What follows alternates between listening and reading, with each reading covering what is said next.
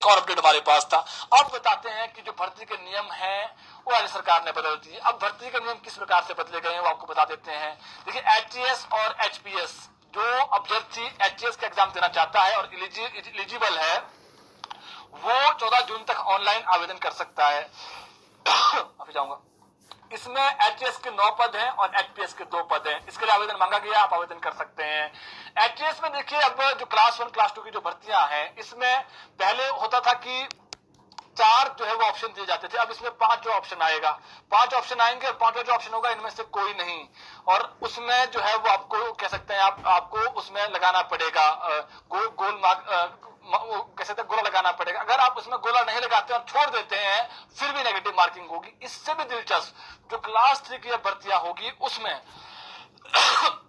उसमें भी जो है वो नेगेटिव मार्किंग होगी। इससे पहले क्लास 3 भर्तियों में नेगेटिव मार्किंग नहीं होती थी, अब नेगेटिव मार्किंग होगी। और नेगेटिव मार्किंग में देखिए, पहले जो है वो एक सवाल का जो 1/3 है वो जो है वो नेगेटिव मार्किंग होती थी, अब 1/4 नेगेटिव मार्किंग की जाएगी। यानी नेगेटिव मार्किंग अब ज्यादा होगी अगर आपने खाली छोड़ दिया, यानी आपको ऑप्शन भरना ही भरना पड़ेगा। ये तो हो गया भर्ती के नियम।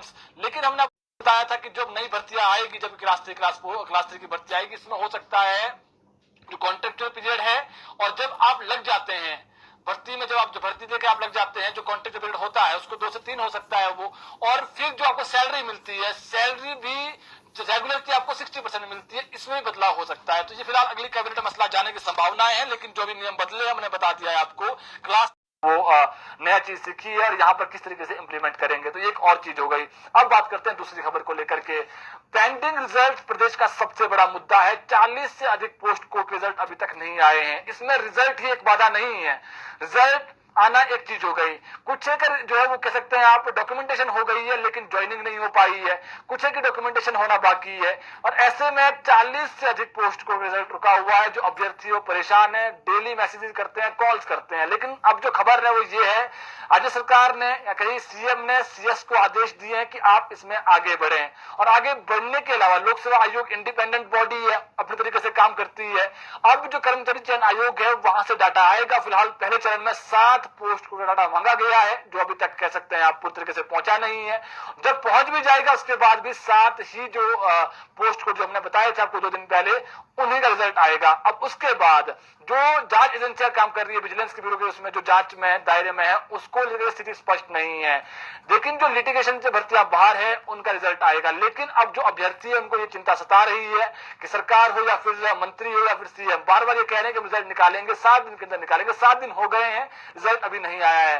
तो ऐसे में अब अभ्यर्थी परेशान है। वो ये कह रहे हैं कि हम शिमला आएंगे, फिर से वहां पर फिर वही जो सरकार के खिलाफ मोर्चा खोलेंगे। लेकिन कहीं ना कहीं जिस प्रकार से सीएम ने उनको आश्वासन दिया है तो बहुत जल्दी रिजल्ट आने की संभावनाएं हैं। लेकिन एक साथ 40 पोस्ट का जो रिजल्ट है वो नहीं निकलेगा, 7 का पहले निकलेगा। उसके लिए आवेदन किया गया है, उसमें भी समय लगेगा। अब देखना पड़ेगा कितना समय लगेगा। फिलहाल ये तय है कि इसमें हो सकता है 1 महीने के आसपास या फिर 1 महीने से ज्यादा का समय लग जाए। तो अब कर्मचारी परेशान है, जो अभ्यर्थी परेशान है, जो पेंडिंग रिजल्ट है उसको निकालने की वो बार बार जो है वो कमेंट के माध्यम से भी हो या फिर सोशल मीडिया के माध्यम से सरकार से रिक्वेस्ट कर रहे हैं कि पेंडिंग रिजल्ट्स को लेकर के अब देखना पड़ेगा। सीएम कल आ रहे हैं, उनसे सवाल पूछेंगे कि क्या सरकार अब कर रही है, क्योंकि आपने मीडिया में तो बयान दे दिया लेकिन मीडिया में बयान देने के बाद जमीनी स्तर पर जो है उसका रिजल्ट देखने को नहीं मिला, यानी रिजल्ट नहीं आया।